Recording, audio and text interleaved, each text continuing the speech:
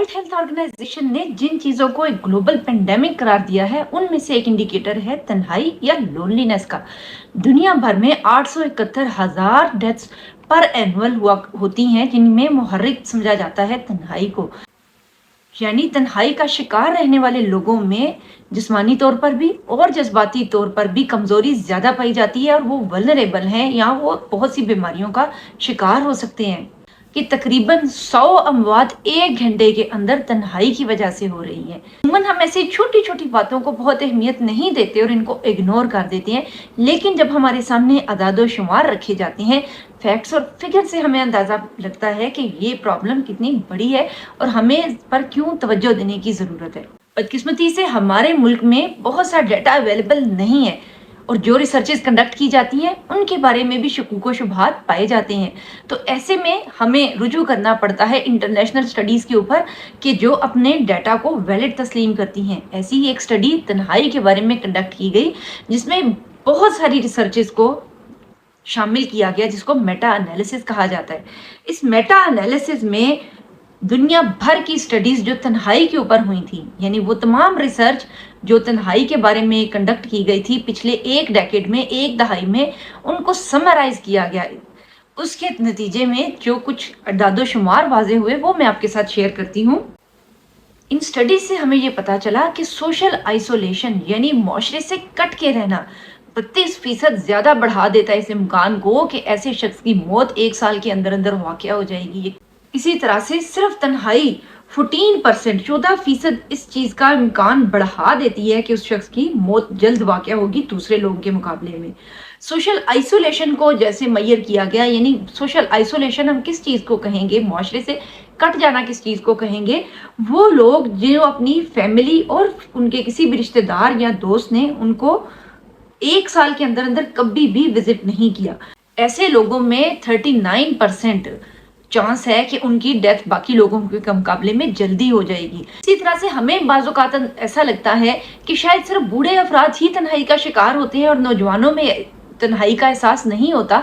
इन्हीं स्टडीज से ये भी पता चला कि अमेरिकन कल्चर के अंदर 61% यंग एडल्ट्स, जिनको समझा जाता है यानी 18 साल से लेकर 55 साल तक की एज के लोग, उनमें जो एक फीलिंग्स ऑफ लोनलीनेस थी, सब्जेक्टिव फीलिंग्स ऑफ लोनलीनेस यानी खुद तन्हाई का एहसास होना, ये इंडिकेट्स पाए जाते थे।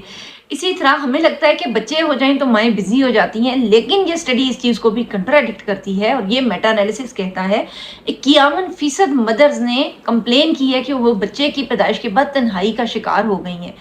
अब ये हमारे सामने मुख्तलिफ अदादो शुमार आए हैं और हमें ये पता चल रहा है कि तन्हाई की वजह से जो एक तरह से ओवरऑल डेथ रेट है वो भी इंक्रीज हो जाता है। इसी तरह मुख्तलिफ नफ्सियाती और जिस्मानी तकालीफ भी, उनमें भी ज़्यादती होती है। इसी तरह हम बहुत अंडर एस्टिमेट करते हैं ऐसे सेगमेंट्स को, जैसे कि न्यू मदर्स या जवान लोग, कि वो तन्हाई का शिकार नहीं होते होंगे, लेकिन ऐसा है कि दरअसल वो भी अपने आप को तन्हा महसूस करते हैं। हम थोड़ा सा इन मुहर्रिकात का जायज़ा लेते हैं कि लोग ऐसा क्यों महसूस करते हैं। नौजवान लोग जिनको बहुत ज़्यादा चैलेंजेस का सामना है, उन्होंने अपनी पढ़ाई करनी है, कैरियर्स मेंटेन करने हैं, अपने रिलेशनशिप्स चलाने हैं। ऐसे में बहुत ज़्यादा इस चीज़ का इम्कान है कि उनके अंदर ये ख्याल पैदा हो कि वो इग्नोर किए जा रहे हैं या उनकी फीलिंग्स को समझा नहीं जा रहा। उनको बहुत से ग्रुप्स इंक्लूसिव नहीं करते हैं, जैसे कि अपने उनके जो एज रेंज के लोग हैं वो किसी भी वजह से उनको डिस्क्रिमिनेट करते हैं, हरेस करते हैं, उनके टॉपिक्स कॉमन नहीं है या वो किसी ऐसी जगह पर आए हैं जहाँ पर ज़ुबान या कल्चर मैच नहीं करता। तो ऐसे में ऐसे लोगों के अंदर तन्हाई की सब्जेक्टिव फीलिंग्स का एहसास और भी बढ़ जाता है। इसी तरह न्यू मदर्स, हम देखते हैं कि शायद बच्चा ही उनकी ज़िंदगी का महवर और मरकज़ हो जाता है, और जो काफ़ी हद तक होता भी है, लेकिन ऐसे में जो सेगमेंट मिस आउट होता है उनको सोशल आइसोलेशन का सामना करना पड़ता है। ऐसी बहुत सी जगहों पर वो नहीं जा सकती हैं जहाँ पर वो जाना चाहती हैं, वेकेशंस पर नहीं जा सकती हैं, ठंड और गर्मी का एहसास बच्चे के हवाले से उन्हें बहुत ज़्यादा रखना पड़ता है, बहुत सी तकरीबात में वो शामिल नहीं हो सकती हैं। इस तरह बहुत से इवेंट्स जो कि बाकी कम्युनिटी जिनमें शामिल हो रही है वो उस बच्चे की केयर टेकिंग की वजह से अलग थलग हो जाती हैं। तो ऐसे में ये ज़्यादा ज़रूरी है कि हम उनकी जो एक जज्बाती सेहत है या उस टाइम पे जो उनकी कंडीशन है मुख्तलिफ लोगों की, उस हवाले से उनको इंक्लूसिव रखने के लिए कुछ ऐसे इक़दाम करें कि वो सब लोग भी पार्टिसिपेट कर सकते हों और उनको तन्हाई का एहसास ना हो। जिस्मानी तौर पर तन्हाई कैसे असर अंदाज होती है? हमारी बॉडी के अंदर एक मैकेनिज्म है जिससे हमारी जिस्म को ये पता चलता है कि वो सेफ और साउंड है या स्ट्रेसफुल सिचुएशन में कोई इमरजेंसी होने वाली है। वो लोग जिनमें तन्हाई का एहसास ज़्यादा है, वो ऐसे लोग हुआ करते हैं कि जिनकी जॉब या उनकी जो इन्वायरमेंट है, उनके घर की जो सिचुएशन है या कोई भी चीज़ है, उसकी वजह से उनमें स्ट्रेस रिस्पॉन्स हर वक्त एक्टिव रहता है और वो हर वक्त एक स्ट्रेसफुल सिचुएशन में रहते हैं। दिल की धड़कन तेज हुई रहती है, ब्लड प्रेशर में इजाफा हुआ रहता है, हार्मोन्स अपसेट हुए रहते हैं, दिल की बीमारियां और टाइप 2 डायबिटीज उसका इम्कान भी बढ़ जाता है। डिमेंशिया या प्री टर्म डिमेंशिया भी, इवन वो डिमेंशिया जो कि अर्ली एज में स्टार्ट हो जाता है, उसके भी प्रेसिपिटेट होने के या उन सिम्टम्स के वर्स होने के इम्कान भी बढ़ जाते हैं। यानी ऐसे लोगों में डिमेंशिया या जो यादाश्त या कॉग्निटिव डिटीरियोरेशन है, ब्रेन सेल्स के डैमेज होने की जो प्रपोर्शन है, वो भी बढ़ जाता है अगर वो तन्हाई में रहते हैं। तो फैमिली सपोर्ट या सोशल सपोर्ट, लोगों में घुल मिल के रहना और माशरे का हिस्सा बनना बहुत ज़्यादा ज़रूरी है, ताकि हम जिस्मानी परेशानियों से और तकलीफों से भी और डिप्रेशन और एंजाइटी से भी बचे रहें। लोनलीनेस है क्या? हम इसको कैसे डिफाइन करते हैं? लोनलीनेस का मतलब ये नहीं है कि एक पर्सन जो अकेला रहता है, हो सकता है कि वो अकेला रहकर उसकी क्रिएटिविटी फल फूल रही है और उसने खुद से चूज किया है जरा अलग थलग रहना ताकि वो गौर फिक्र करे। जैसे कि हम देखते हैं कि हिस्ट्री में जो भी बड़े बड़े लोग गुजरे हैं, उन्होंने कभी ना कभी अपना वक्त तन्हाई में जरूर सर्व किया है, या गौर फिक्र के लिए या किसी चीज के ऊपर फोकस करने के लिए, उसके ऊपर कंसंट्रेशन बढ़ाने के लिए और मुशाहिदे के लिए। ये चीज बहुत जरूरी है कि इंसान दूसरों से थोड़ा सा अलग थलग रहे और उसको डिस्ट्रैक्शन का सामना ना करना पड़े। ऐसी सूरत में ये चीज लोनलीनेस नहीं कहलाती है, बल्कि लोनलीनेस का क्या मतलब है कि मेरे दिल में जितनी डिजायर है एक माशरे का हिस्सा बनने के लिए और दूसरे लोगों के साथ इंटीग्रेट होने के लिए, वो उस लेवल पर नहीं पहुंच पा रही है। हमें ये लगता है कि एक बंदा या एक पर्सन है, उसको तो मुआशरा बहुत एक्सेप्ट कर रहा है। जैसे कि हम आए दिन सेलिब्रिटीज़ के हवाले से न्यूज़ देखते रहते हैं कि बहुत से सेलिब्रिटीज़ हैं जो कि तन्हाई का शिकार हुए, उन्हें डिप्रेशन हुआ, कुछ लोगों ने खुदकुशी कर ली, या फिर वो तन्हाई के अंदर ही उनकी वफात होगी और वो गुमनामी की मौत मर गए। हालांकि उनके जो इर्द गिर्द जो उनका एक फैन या फॉलोशिप थी वो बहुत ज़्यादा थी, और हम ऐसी खबरें आए दिन देखते रहते हैं। यहाँ से हमें क्या पता चलता है कि दरअसल जो चीज़ हमें तन्हा नज़र आ रही है वो तन्हाई नहीं है, बल्कि तन्हाई का ताल्लुक इस पर्सन की अपनी सब्जेक्टिव सेंस के साथ है, जो खुद वो एक्सपीरियंस कर रहा है या जो वो खुद जज्बाती तौर पर महसूस कर रहा है, वो चीज़ तन्हाई कहलाएगी। अगर हम इसको एक वर्ल्ड हेल्थ ऑर्गेनाइजेशन ने जो हमें डेफिनेशन दी है, इसकी तारीफ की है, वो समझें तो हमें शायद इसका ज़्यादा बेहतर अंदाज़ा होगा। वो ये कहते हैं, loneliness is the distressing feeling that arises when there is a gap between desired and actual social relationships, while social isolation refers to the objective lack of social ties. यानी हमारे सामने इस हवाले से दो इंडिकेटर्स आ रहे हैं, एक है सोशल आइसोलेशन और एक है डायरेक्टली लोनलीनेस।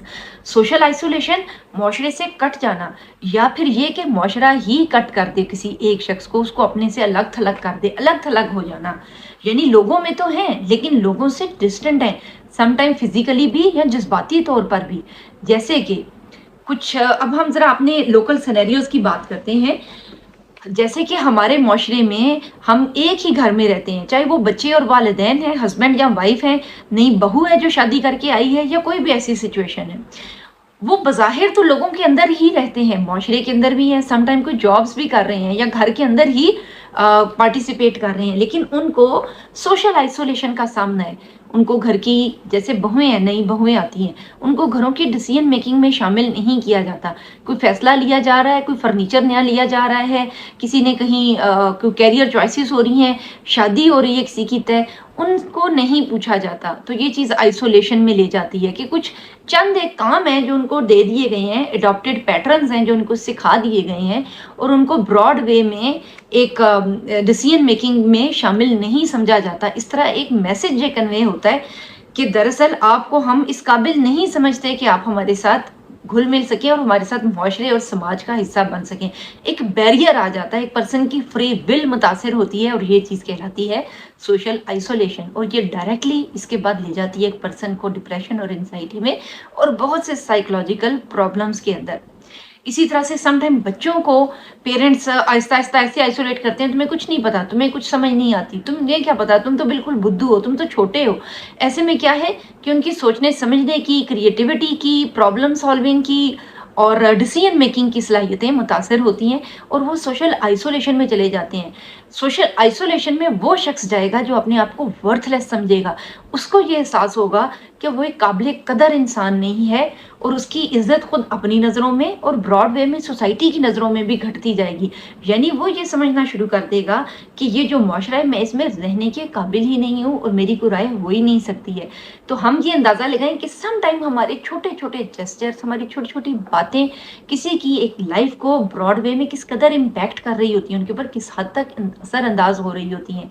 इसी तरह से लोनलीनेस, लोनलीनेस में भी मैंने बताया कि दो एस्पेक्ट्स हैं। एक तो हमारी अपनी बाय चॉइस है लोनलीनेस, जिसमें हम खुद कुछ बाउंड्रीज सेट कर चुके हैं, हम नहीं चाहते कि उनको पार करके अंदर आया जाए। ये समवट हेल्दी हुआ करती है या लोग इस चीज़ को अडॉप्ट भी करते हैं। जैसे कि हम देखते हैं कि हमारे नबी करीम सल्लल्लाहु अलैहि वसल्लम गारे हिरा में तशरीफ़ ले जाते थे गौर व फिक्र के लिए। पैगंबरों के हवाले से हमें हमेशा ये इंडिकेशंस मिलती हैं कि उन्होंने कभी ना कभी अपनी ज़िंदगी का एक हिस्सा तन्हाई में ज़रूर गुजारा है।